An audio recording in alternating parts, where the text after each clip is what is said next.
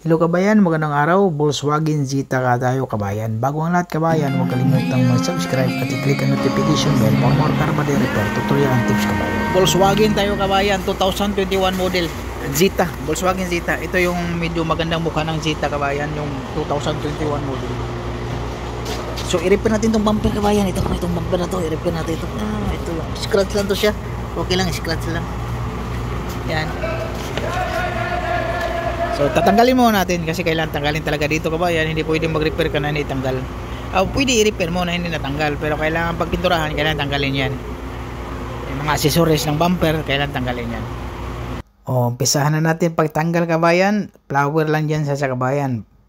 OD, parang OD na rin siya. Kasi ganun din ang OD, flower. Flower na tools yan kabayan. Tapos paluin mo lang yan sa bumper para iangat mo yung bumper. Ganun lang kabayan. Huwag kang matakot masira yung yung bumper, yung labi-labi niya sa dugtungan ng pinder. Kasi may yung flower dyan, tapos tanggalin mo, masikwat mo na siya kabayan.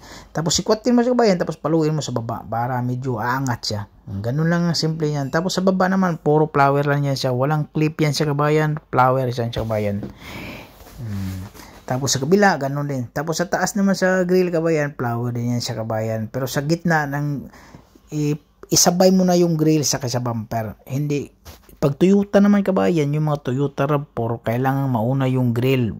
Kasi mayroong bolt pa doon sa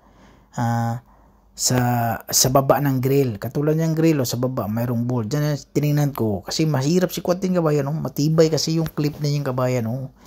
Kaya mahirap yung clip. Nahirapan ako niya kabayan. Talaga mahirap yun kabayan. Matibay yung mga clip niya sa Volkswagen. So, kaya sikwatin mo rin. Tapos tingnan mo kung ano problema. Kasi pag hirain mo nang hilain, baka masira. So, ang ginawa ko, tinignan yan.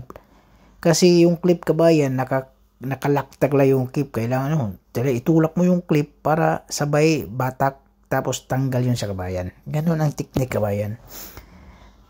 Tapos yung grill naman, nakaklip lang yan siya, saglit lang tanggalin yan, iwalay agad. Ganun lang siya kasimple kabayan. Huwag kang matakot masira kabayan kasi papalitan natin ng bago yan pag masira.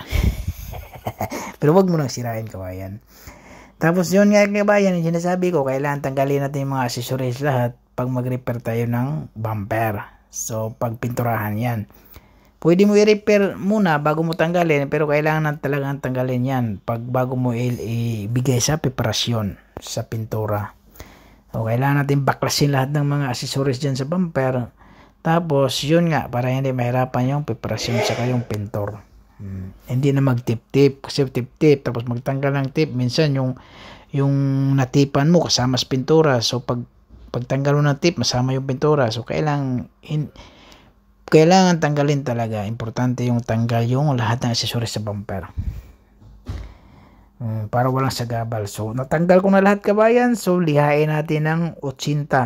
Gumamit ako ng 80 kabayan kasi guhit yan sa kabayan. Medyo malalim yung guhit. So gumamit ako ng 80. Tapos 120. Tapos sabay tulak ko dun sa loob. Itulak mo yung sa loob. Tapos lihain mo.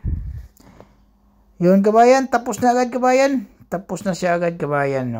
Hindi ko na naipakita yung pag-primer. So basta UV lang ginamit ng pag-primer. Saglit lang nakabit ko na agad yan. Paki-subscribe kabayan.